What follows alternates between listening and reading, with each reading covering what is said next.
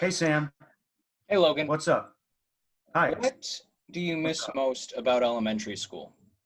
Ooh, definitely lessons about John North slavery and the Dakota War from teenagers on Zoom. That is a good, light-hearted bit of banter to get us into this serious episode where we talk about some deep issues for a young audience. Woo!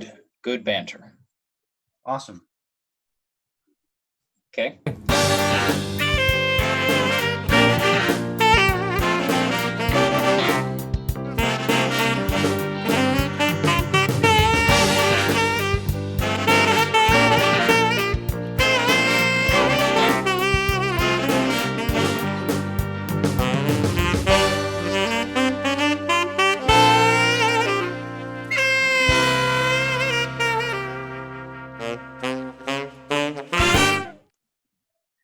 Hello and welcome to class.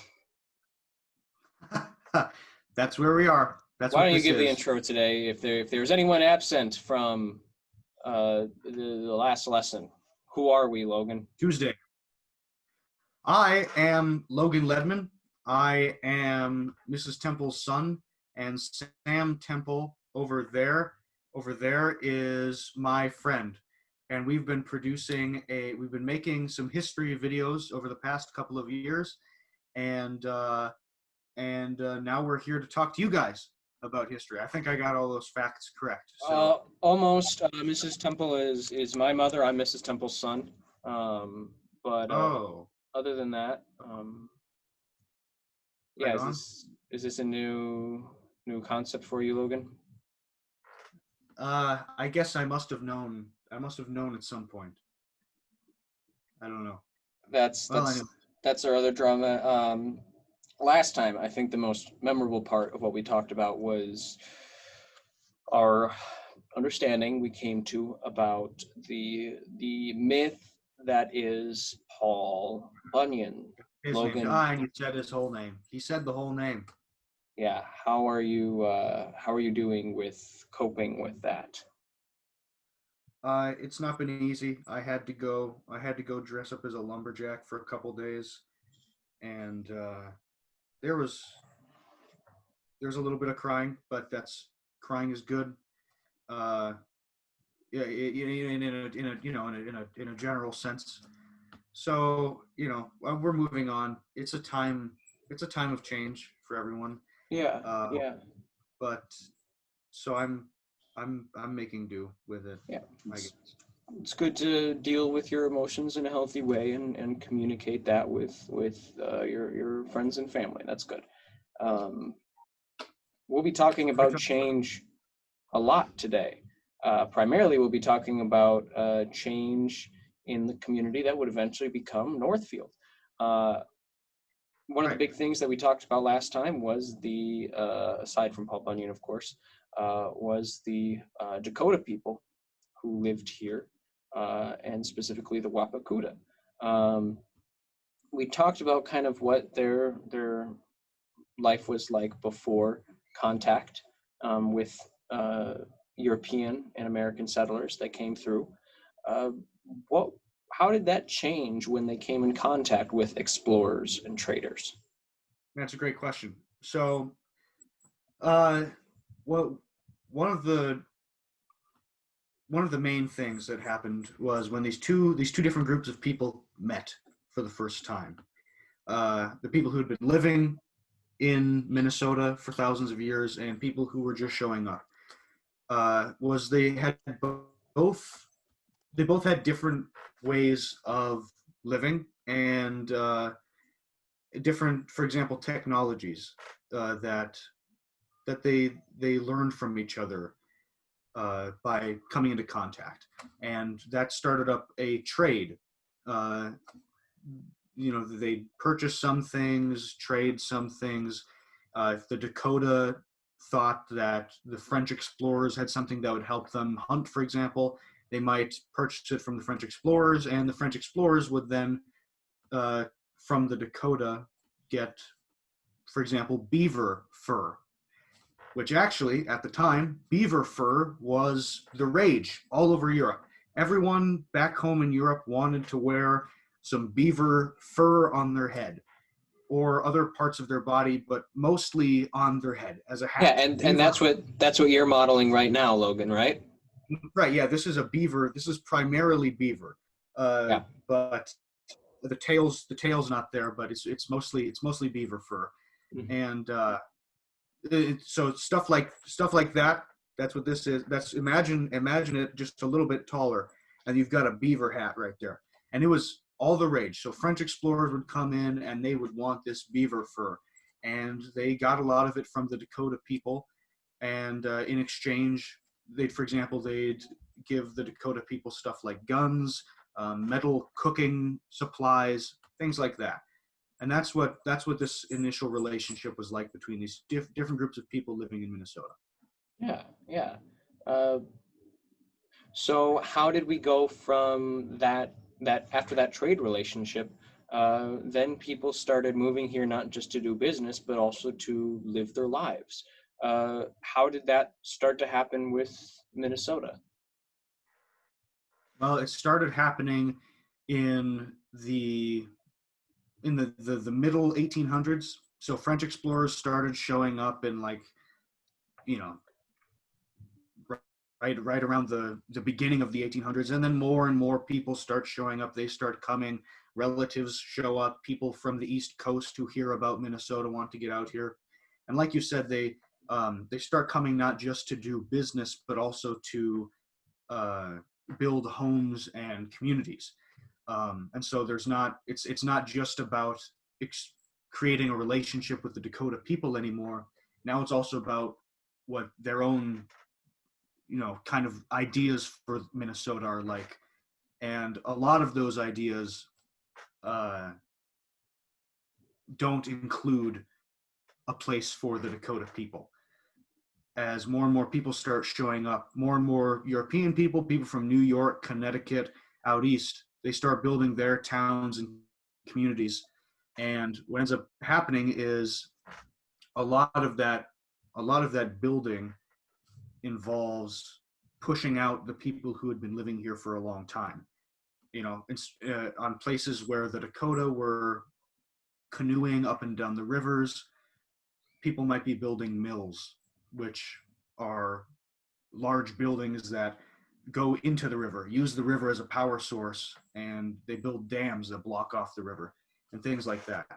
And that creates a lot of conflict, and that's the beginning of how that kind of trading relationship starts to change. And you can Yeah, talk a little bit more about what happens. and there's one individual who we have talked about and researched quite a bit, who had a lot of experience and actually came in contact and worked with John North a little bit, and that is Alexander Faribault. One, Faribault you might recognize is the name of the town 15 minutes from Northfield. Alexander Faribault, John North, actually, we know we're in contact for several different projects. Alexander Faribault was a fur trader. He was part Dakota. His mother was Dakota, and his father was a fur trader. And he was born around the time that fur traders began coming to Minnesota. Um, and he worked a lot with the Wapakuta in the area. So actually, along the Cannon River, he started pulling more of the Wapakuta to live in what is today Faribault. So they actually started spending less time in the Northfield area because they were more settled in the Faribault area. But since what is today Faribault and what is today Northfield isn't that far apart, when Alexander Faribault started building up the land and inviting businesses to be out here, inviting people to live out here, it started to create a lot of economic opportunity along the Cannon River. And that is when our friend John North comes into the picture. Who is John North? Where did he come from? Was he a fur trader? Well, I mentioned that one of the things that happened was people started coming, not just French people who had been born in France and then moved to Canada and then came down to Minnesota to trade. But there were also people who had been born in places like New York who had heard about opportunities in Minnesota and moved out here as a result of that. And John North is one of those people. He was born in New York, not New York City, but upstate New York, kind of a less developed, less exciting spot in New York.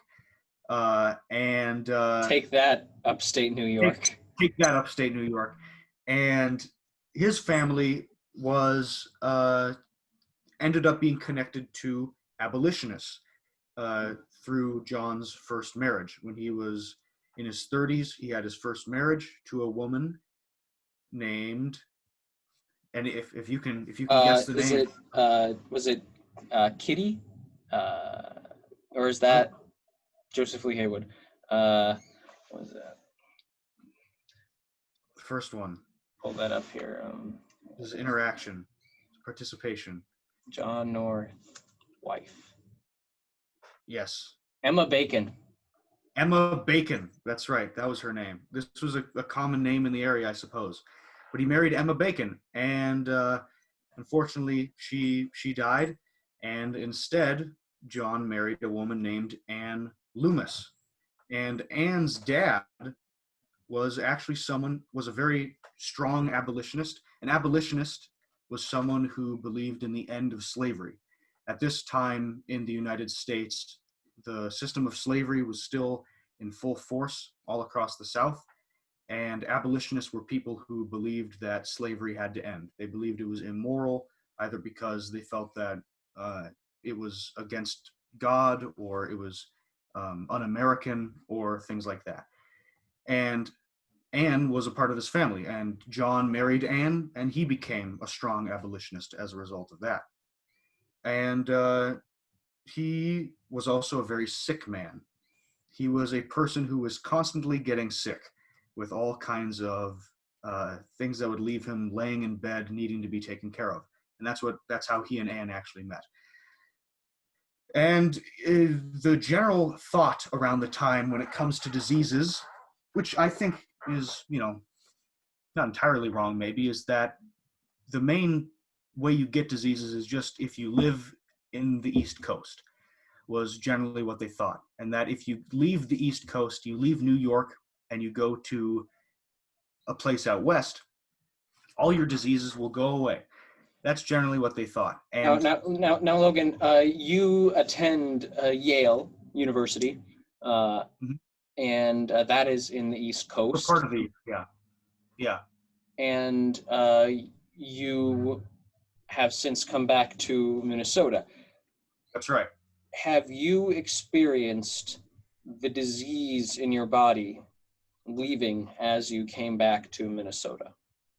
Yes. That's exactly what I felt. And I'm getting a shaking head reaction, maybe expressing disbelief from you. Shock, really. If I didn't know medical, I don't know why. Neither of us will claim to be medical experts. No, that's true. Yeah. So I have a little skepticism about the healing abilities of going from the East Coast to Minnesota. Well, anyways, point is John North believed it, or at least a lot of people living around John North believed it, and they told him one of the things he should do is get out west. And this was around the time when Minnesota was beginning to really boom. And by that I mean lots of people were moving there, and business opportunities were just going through the roof. And so Minnesota looked like a great place to head out to. So John and Anne moved out to a place called St. Anthony in Minnesota. And he moved to this place, St. Anthony, and it's near Minneapolis today. It pretty much is Minneapolis. And he moved here, and what he found out was, he's hanging out, and he's living, he's chilling, as the kids say. He's actually doing pretty well. His health does improve. They have a nice little home. Anne has her first child, and things are going pretty well. But what John notices is that most of the people that he's dealing with, as he's going about his daily business, aren't exactly as strongly abolitionist as John North is. They don't believe quite as strongly as he does that slavery is evil and that it needs to be ended.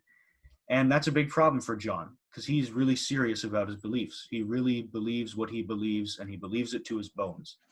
And so he contacts all his friends out on the East Coast and he tells them all about how beautiful Minnesota is, how awesome it is out here, and how they need more people who are against slavery to live in Minnesota so that Minnesota has lots of people who are on that side instead of people who are on the other side. And so people from the East Coast who are abolitionists come flooding into Minnesota, into St. Anthony in particular. And John and Anne, through all their letter writing and they're talking to their friends, they double the population of St. Anthony. And it's enough to send John North to the territorial legislature. So he's in the government for a little bit. He changes the landscape of this area. But what he eventually discovers is that there isn't really enough opportunity in St. Anthony for him specifically, partly because he tries to be a lawyer and he's not that good of a lawyer. And then he decides to go into real estate, and he's not very good at that either in St. Anthony.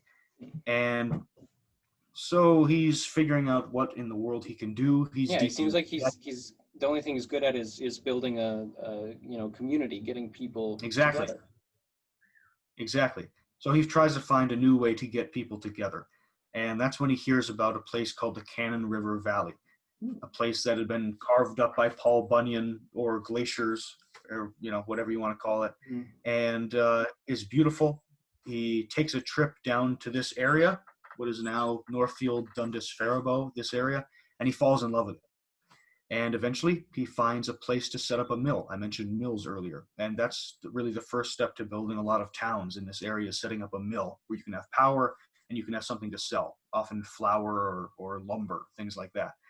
And he builds this mill, and there are a group of farmers living in the area already, not a lot of people, maybe 10, 11 families, and they all get together with John and they decide that they are going to make this a town. They're going to make it a village. And in honor of John and Anne, they decide to name it Northfield. And so that spot where the mill is today what we call Bridge Square. It's, the center area in Northfield. It's where you'll go to eat cheese curds or corn dogs or fried Oreos at the Feet of Jesse James days. It's still the center of the town, and it's where John North laid his original vision for Northfield. But part of his vision for Northfield when he built this town was what we were talking about earlier, his beliefs. He wanted it to be a place where people believed that humans are created equal, that they should be treated with respect. John North wanted this to be a place that said slavery is bad, that said all Americans should be treated with respect and dignity. Yeah, that doesn't sound like such a crazy idea. I know this is kind of a big question, but why did people think otherwise? Yeah. Well, it's a complicated, big question for sure. But the big question of the day when Northfield was founded in 1855 was this question of slavery, which had been occurring and critical to the United States for centuries at that point. Hundreds of years, slavery had been existing. And slavery was all about keeping one group of people who looked different than John North, for example, in chains for their entire lives and forcing them to do work and not paying them and keeping their children that way as well. And for that reason, and because of the enormous pain that this system caused, it was seen as evil by John North and lots of other people as well. But the reason why not everyone agreed that it was bad was because it made a lot of money. It was the foundation of how a lot of the money in the United States of America was made, was this people working without being paid. If you don't have to pay them, you can make a lot more money. And so there were a lot of people who felt that since it was making so much money that maybe it wasn't so bad. And the other factor that entered into that was the fact that it was a racist system. It was based on racism, taking one race of human beings and claiming that they were not really humans. Um, and people believed it because it was part of that system that made it easy to make large amounts of money, that made it easy to pretend that some human beings did not have all the respect and dignity of other human beings. And so it was an enormous, huge part of the country.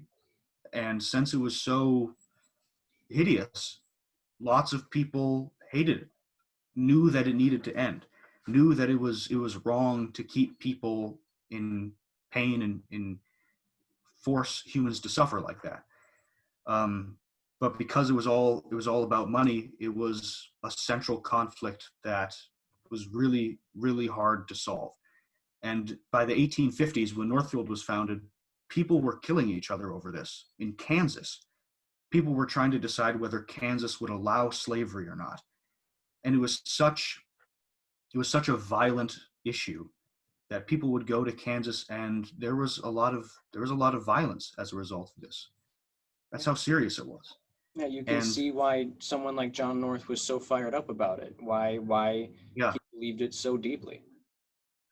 exactly. He saw that it was wrong to treat people of a different race evilly.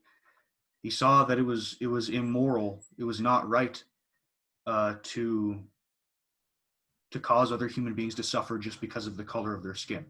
He believed that, and those are some of the principles that he founded Northfield on, and that's why he really believed that those are the principles that Minnesota needed to be about as well. Mhm. And when he founded Northfield, uh, was it like St. Anthony, where he was able to get a bunch of people that agreed with him on slavery? Did a bunch of abolitionists, anti-slavery folks start flooding in? Yeah, essentially, yeah. Because a lot of it were people who were friends of John, and these were so the foundation of Northfield, the origins of Northfield is people coming together who believed in education, they believed in making sure that everyone was taught, and they believed in making sure that everyone who was living in Northfield believed in these central ideas that humans deserve to be treated equally, regardless of whether they're black or white or anything else. They also, lots of people living in Northfield at that time believed that women deserve to be treated just the same way as men. There's a lot of talk in Northfield about making sure that women had the right to vote at that time, which was very ahead of its time. And so yeah, that's the foundation. It was this group of people coming together to share these values in Northfield that was championed by John and Ann North. Yeah. Uh, Moving from one big topic to another, uh, last time we talked about how the Wapakuta were living in this area. Uh, don't they still live on this land? Are they part of Johnstown? Where did they go in all of this? Well, yeah. When John and Ann and the farmers are first living in Northfield, actually they do. The Dakota people were part of the town. They'd come through. Like you said, most of them were living in Faribault, but they'd come through. Um, they'd interact with the people living in very early Northfield a little bit. Um, but what happened when Minnesota became a state in a couple years after Northfield became a city, Minnesota became a state for the first time.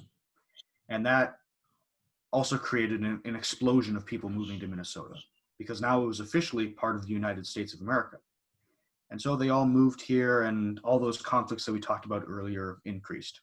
And you can talk a little bit about what happened there. Yeah, so when you have a group of people who want to live in a place and you have another group of people who also want to call that place their home, there tends to be some conflict, especially when both groups essentially feel they were promised this land. The people that John North was attracting, they were promised by the United States government that they would have a place to live.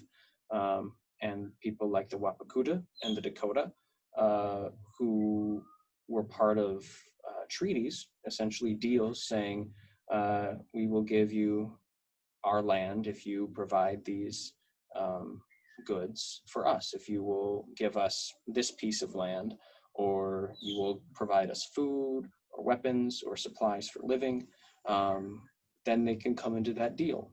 But oftentimes people like the Dakota weren't given those deals until after folks were already settling in their homeland. And oftentimes that would lead to some conflict, especially when you have people with two very different ways of living.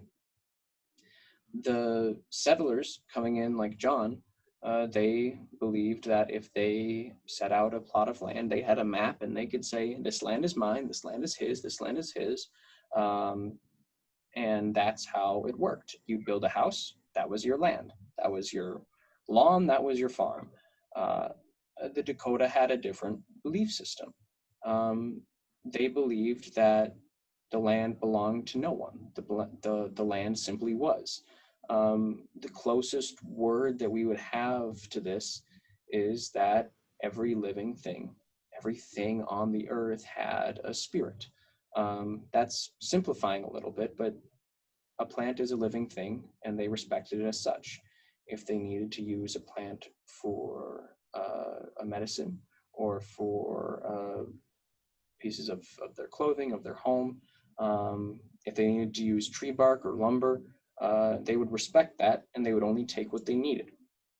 One thing we talked about was the buffalo last time.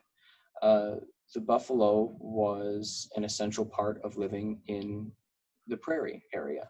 We talked about how they were essential in actually making sure the prairie stayed a prairie by stamping down the grass so that it didn't eventually, over years, grow into trees.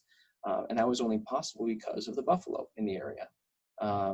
Later on, the buffalo would nearly go extinct because the settlers didn't share the same values that you only take what you needed. The Dakota believed that you used every part of the buffalo. That means every single bone, every piece of meat that you might get from hunting them would be put to use so that you are not killing this creature, this living thing, in a wasteful way. When the settlers came, they didn't have those same principles. They lived a different way. They believed in ownership. They believed in what is essentially kind of the survival of the fittest. If you're looking out for your own and they're looking out for their own, people will survive that way. So they were just two very different ways of looking at it.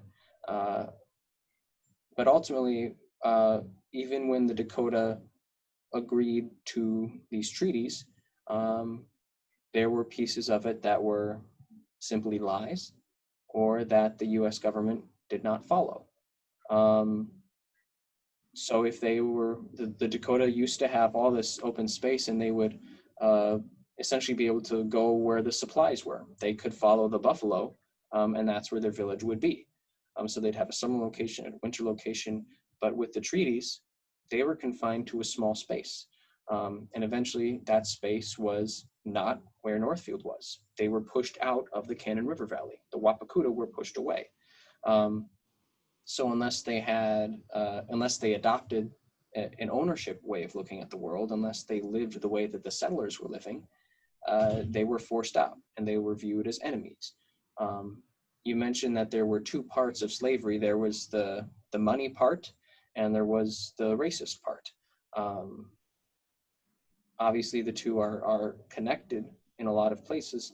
It was the same way with dealing with the Dakota and dealing with indigenous people across the United States. There was the legal side of it. The United States had a certain way that it viewed laws and they had a certain way of living things. So if they make a treaty, they think that it'll go this certain way and they want to position these laws to benefit them as much as possible. But then there's also the racial side of it, partially because we didn't understand, we didn't listen, we didn't have a shared language, but partially because people made money saying that the Dakota people were scary, saying that they were savages, saying that they were these evil, uncivilized people. The truth is, they were civilized. They were just civilized in a different way than what we lived and how we live now. they were a developed society, just as complex as London or Paris or New York City. Um, but because we didn't have that understanding, and because people made money due to that lack of understanding, uh, the Dakota were essentially pushed out, and it led to a small war. Part of the Dakota people decided to fight because the United States government was not providing the food that they said they would provide, and the families essentially were starving and sick, and they weren't getting the help that they were promised for giving up their land. Um, and as a result of that group of people fighting, the Dakota were entirely expelled from Minnesota. Um, Now we have since come back. There are some reservations in Minnesota where they can live, but the culture and the lives of those people are largely lost. You cannot separate it from the cheating that took place from the United States government. Um, and it's important to know that that doesn't mean that every settler was evil, that every person who lived at that time and benefited from this were uh, actively trying to uh, get rid of the Dakota. The truth is, many of them were, uh, but largely it was a system. Just like slavery, it was a system that people were scared to look at in a critical light because it was the way things were. It was the way things were done. And if it's the way things were done, people are scared to question it and trying to evaluate it. So there were some people like John North who would fight against slavery. And there are people like Alexander Faribault who tried to treat the Dakota well. Um, Maybe we'll explore that later on if we talk about Rice County history a little more broadly. But you had these individuals who were able to examine these things that we look back now and see are totally wrong, that back then were unquestioned because they were uh, just the way things were done. Um, so that's a roundabout way of saying that both of these big issues, slavery and the treatment of Native Americans, are essential to understanding how our communities became the way they were, especially in the 1850s. Um, Logan, do you Yeah. have any questions or Yeah, I thoughts? would just say so. Yeah, so that's all.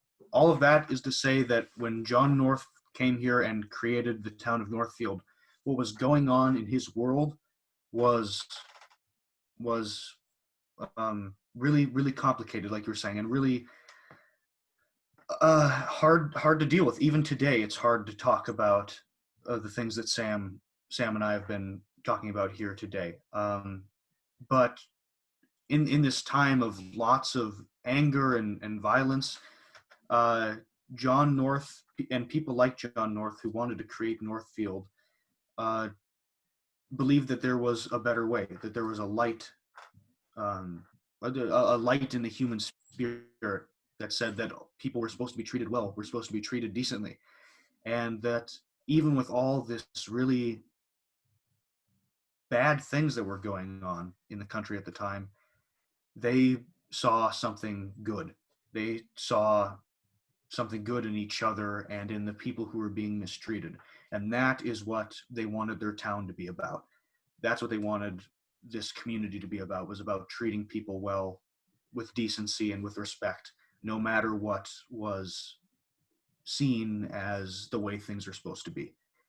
Um, and so that's a good, I think, summary of who John North was, about why he created this town, and about why it mattered so much that that's what he believed in his time. Yeah. So yeah, So what happened to John North after he founded this town? He started drawing people here. We'll kind of talk about later what uh, those different people and groups were, but what happened with John and Anne after this? yeah. Well, so they built this town. They brought all these people here, and then, like we mentioned earlier, John North was pretty bad at making money. Um, you'll remember. And that was also true in Northfield too, even after he created the town. And so he got into a bunch of bad business deals. He screwed up a couple opportunities, and eventually he was running out of money when President Abraham Lincoln was elected. John North met Abraham Lincoln, and they became friends of sorts. Um, they were friendly with each other, and Abraham Lincoln said, "John, I can offer you a job, and you're going to have to move to Nevada." And that was John North's only option. So he took Anne and his family, and they went out to Nevada, where they were part of forming a town and creating the state of Nevada. And eventually he moved around because he kept on screwing things up in California, in Tennessee, and then back to California. But everywhere he went, John North brought with him that spirit that people deserve to be treated well, that he wanted communities to be built that respected each other, and that was his goal wherever he went. And he ended up dying in California after founding another town called Riverside. There, Riverside's still around. It's a big city in California. Um, but he everywhere he went, he tried to create more communities, more towns, um, until he died in the 1890s. He came to Northfield one more time after he left, after he got that job in Nevada. About 20 years later, he came back to Northfield. This was after the Jesse James raid, which we'll talk about eventually. But he came and he saw this town that was growing and building, and he was a very old man at that point. It had been years since he came to Northfield, and we don't know what he thought when he showed up again, and we don't know what he would think if he came to Northfield today. So all we can do is hope, expect, and try to have a town that would live up to what John North wanted it to be, one that in which the people treat each other with respect, no matter their race or their sex or anything like that, and where we're all looking out for each other. Yeah, so I think there is an activity that we can attach to this when we talk about bringing people to town and trying to invite them. What sort of businesses, what sort of people do you need to make a community? Because a community is meant to fill the needs of the people who live there. So you need food, you need water, you need supplies. Logan, why don't you give me some examples of the sort of community? You have an abolitionist community, you have a forward-thinking community, but you also need the basics of living. What do you need to live, Logan?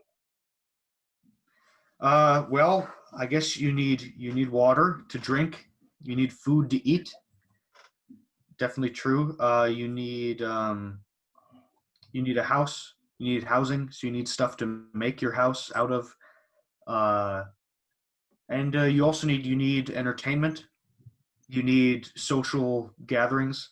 So if you're going to have a town, I guess you'll need a place where people can come and sing together, maybe a place where people can come and dance together, where people can hang out.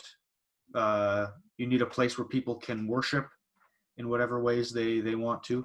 So you need to have however many places of worship you need. For me, You Logan, need the stuff to keep it. I really like to read. So having a Sure, library or a bookstore, that's a or great idea. Yeah. a printing place to get some good reading material. I think it can be useful. As you can pretend you're John North, and you can figure out all the places that you would need to get to make your community a nice place to live. They can be silly things, serious things, probably a mix of both. But try to think, if you're going to make a town, his was called Northfield. His last name was North. So if I built a town, it would be Temple Town or something like that. Logan, what would you call your town based on your name?